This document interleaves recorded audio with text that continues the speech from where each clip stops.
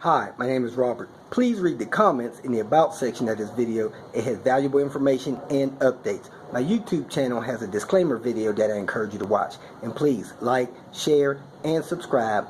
I hope you found what you're looking for. Thank you very much for watching. Hi, I'm Robert, and welcome to the video that is basically designed for new car drivers. And I don't mean people that's driving brand new cars. I mean people that have just recently begun to drive around the community, taking road trips or whatever.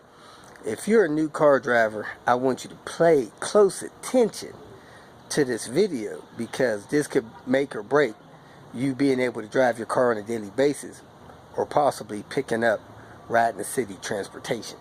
First of all, you need to find out if you drive a combustion engine car, and that's very easy to find out. The easy way to tell is if you have to put gas in it. If you do not have an electric car, you need to know certain things about how to keep a car that has a combustion engine on the road. Combustion engine means your car mixes air with fuel and compresses that air, causes an explosion, which causes that engine to run. So let's go over a couple things real quick so that you can continually drive on a daily basis. One critical thing you need to know about combustion engines are they need oil. The oil lubricates the inside of the engine.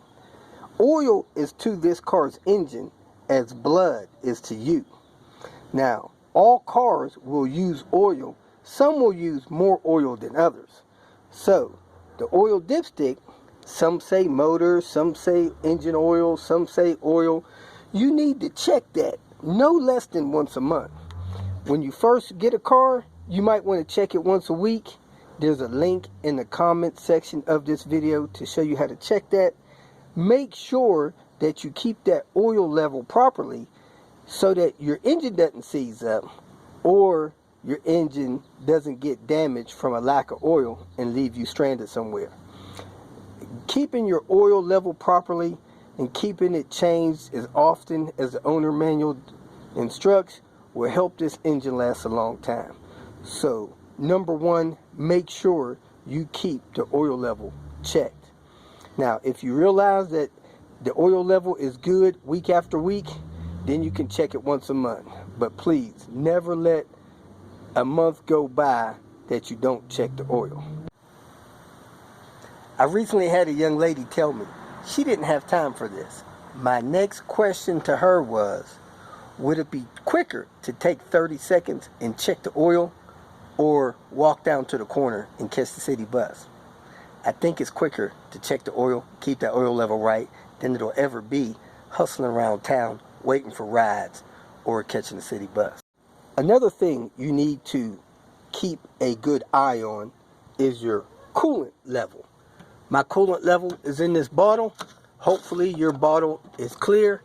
Make sure you got coolant in there. It's at the right level. Coolant is to a car as food and water is to a person. If the coolant runs low or out, that engine could overheat. The purpose of that coolant in there is keep that engine temperature properly. If you let that coolant run out, it can destroy the engine and cause a minimum of $2,000 worth of damage. So take a quick peek, make sure that coolant level stays right, and if for some reason it gets low, add coolant in there. Don't even start putting water in there, because you'll dilute the system too much and cause problems with overheating or freezing. Make sure your coolant level is proper. Another thing you might want to do is get you a set of gloves, especially if you're a lady. You don't want to get your hands dirty. Don't want fuel, oil, different chemicals getting on your hands. That goes for anybody. And get you a tire pressure gauge. You don't have to get one fancy like this one, but there's a link in the comment section that shows you how to use a tire pressure gauge. Check the tire pressure. Keep the tire pressure proper. That is your first level of defense for rolling down the road. If you get a flat tire, you'll be stuck on the road and waiting for somebody to either come change the tire for you, waiting for some emergency roadside service that could take anywhere from 30 minutes to 4 hours. So check your tire pressure, look at your tires, make sure they're proper. There's a video in the comments to tell you to do that, and hopefully you won't have any problems with getting flat tires and causing you problems because of that. Goes without saying, you always want to make sure that you have gas in the vehicle. You want to check your owner's manual to run the proper type of gas in the car. There are several kinds available at your local gas stations. And last but not least, you should make sure that you have the ability to change a flat tire. Check the back of the car, make sure you either have a spare and the proper tools to change the tire, or you have a candidate fix-a-flat, which I don't recommend. So if you have never changed the tire, you might want to do that once or twice. It just doesn't make any sense to me for you to get a flat somewhere and have to wait an hour or two for somebody else to deal with it, when changing the tire actually takes about 10-15 minutes at the longest. So those are my urgent tips. If you're a Volvo owner, there's other tips in the comment sections, links to other videos, and I hope you enjoy driving.